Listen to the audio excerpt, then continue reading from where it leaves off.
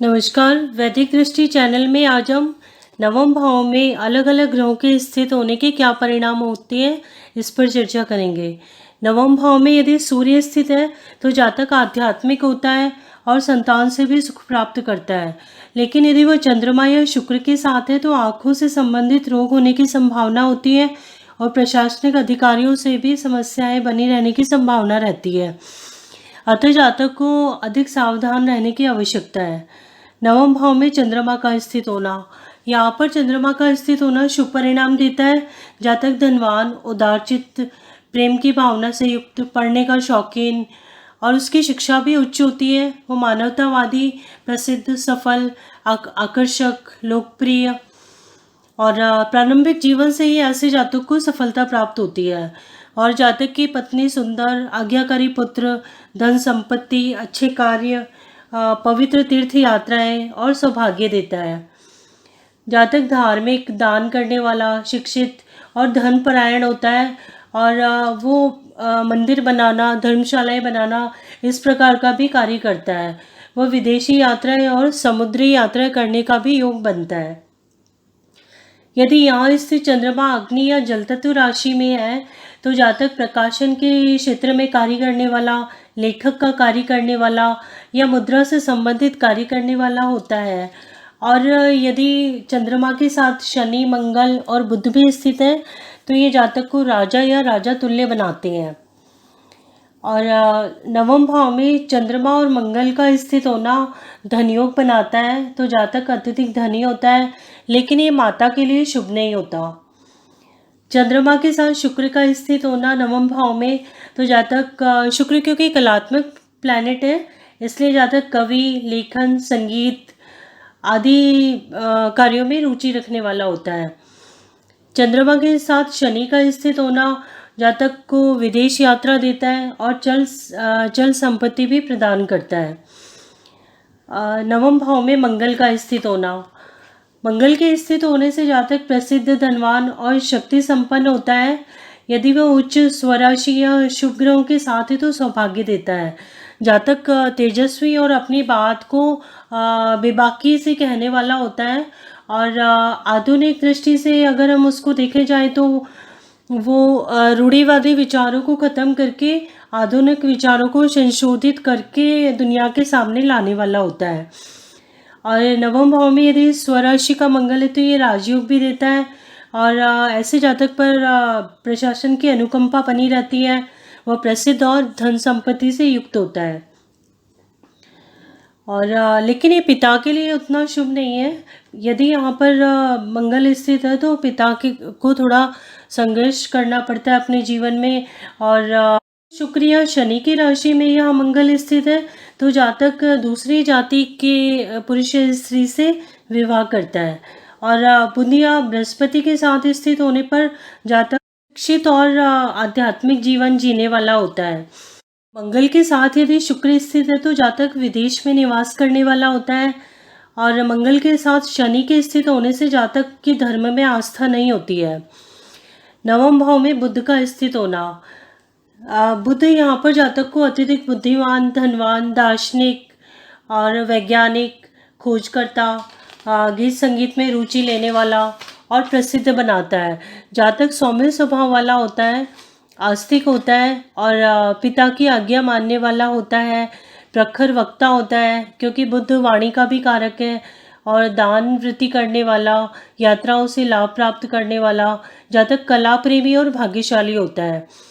यदि यह स्थित बुध मिथुन, तुला या कुंभ राशि में है तो विवाह के बाद भाग्योदय होता है और उसकी उन्नति होती है और जातक संपादन, प्रकाशन, लेखक या शिक्षक बनता है। अग्नि तत्व राशियों में यदि बुध स्थित है तो जातक गणितज्ञ या ज्योतिषी बनता है। और पृथ्वी तत्व राशियों में जातक व्यापारी या टाइपिंग का काम करने वाला। और जल तत्व राशि में यदि बुध स्थित है तो जातक डाक तार विभाग में काम करने वाला कर्मचारी बनता है। जल राशियों में बुध स्थित होने पर जातक यात्राओं का प्रेमी होता है। और वायु तत्व राशियों में यदि बुध स्थित है तो जातक आकाश से संबंधित जुड़े विषयों में उसका रुझान होता है और वो कुशाग्र बुद्धि का होता है। जीवन के गुप्त रहस्य को ढूंढने और आध्यात्मिक विषयों को जानने का इच्छुक होता है। यदि बुध के साथ शुक्र भी स्थित है तो जातक को संगीत और आनंद में विशेष रुचि होती है। और यदि बुध के साथ बृहस्पति स्थित है तो जातक का निपुण, विवेकशील, उपदेश देने वाला, और उपदेश देने के लिए वो विदेश में भी जाता है। और जातक के अपने पिता से मधुर संबंध होते हैं। नवम भाव में बृहस्पति का स्थित होना, यहाँ पर स्थित बृहस्पति शुभता देता है। जातक अत्यधिक धनवान, आध्यात्मिक, उच्च विचारों वाला और अचल संपत्ति प्राप्त करने वाला होता है। ऐसा जातक धार्मिक, दानी और समझदार होता है और उसके अपने पिता से भी मधुर संबंध होते हैं। नवम भाव में चंद्रमा, मंगल और बृहस्पति के स्थित होने से जातक पुलिस या सेना में उच्च पद को प्राप्त करता है।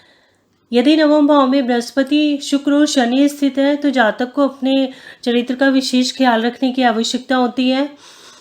और यदि बृहस्पति के साथ शनि स्थित है तो जातक का आध्यात्मिक जीवन जीने वाला होता है और अपने सिद्धांतों का पक्का होता है और विदेशों में भी उपदेश देने वाला, वहाँ पर धार्मिक जीवन व्यतीत करने वाला, धार्मिक चर्चाओं में पार्टिसिपेट करने वाला होता है।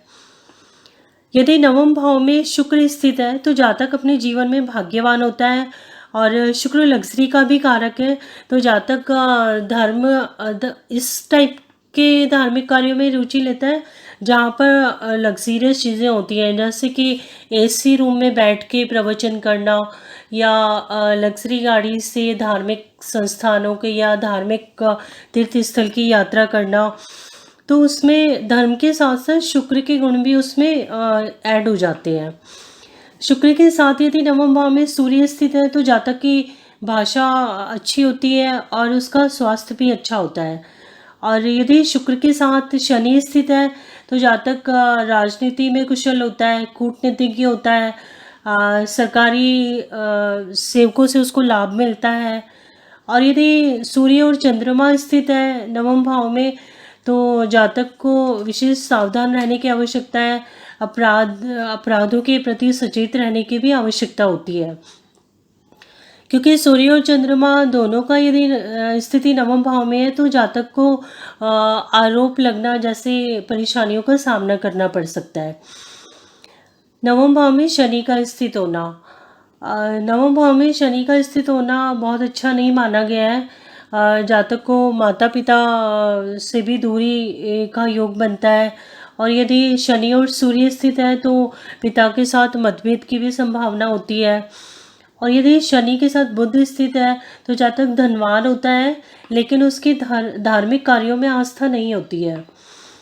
नवम भाव में राहु का स्थित होना, राहु के स्थित होने से जातक थोड़ा अहंकारी हो जाता है और धर्म को ना मानने वाला होता है और लेकिन धनवान और प्रसिद्ध होता है।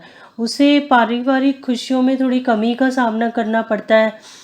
लेकिन राहु क्योंकि विदेशी है तो एक विदेशी भाषा में भी जातक निपुणता प्राप्त करता है और अंग्रेजी के साहित्य में भी विशेष वो संपन्न होता है, उसमें रुचि रखने वाला होता है।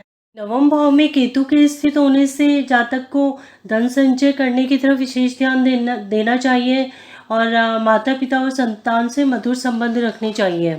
नवम भाव भाग्य के साथ साथ धर्म का भी भाव है, इसलिए यहाँ पर यदि शुभ ग्रह स्थित होते हैं तो जातक अच्छी प्रार्थना करने वाला और धर्म परायण होता है, जिससे जातक के भाग्य में वृद्धि होती है। और नवम भाव क्योंकि पिता का भी भाव है तो यहाँ से हम पिता के धनवान होने के योग भी देखते हैं।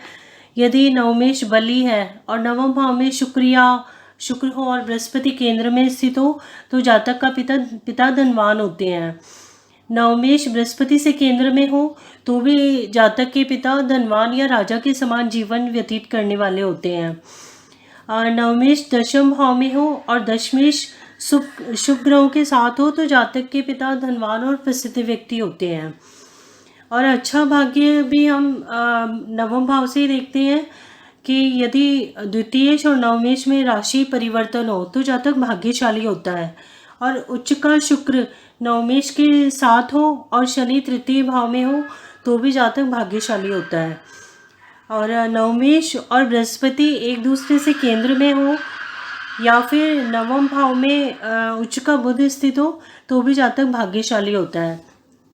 आगे की वीडियो में हम दशम भाव पर चर्चा करेंगे। दशम भाव कर्म, सम्मान और प्रसिद्धि का भाव है। उसमें अलग अलग ग्रहों के स्थित होने के क्या परिणाम होते हैं, या दशमेश का अलग अलग भावों में जाने के फलों पर चर्चा करेंगे, और दशम भाव में अलग अलग भावेशों के स्थित होने के क्या परिणाम होते हैं। इन सभी टॉपिक को हम अगले वीडियोस में कवर करेंगे। धन्यवाद।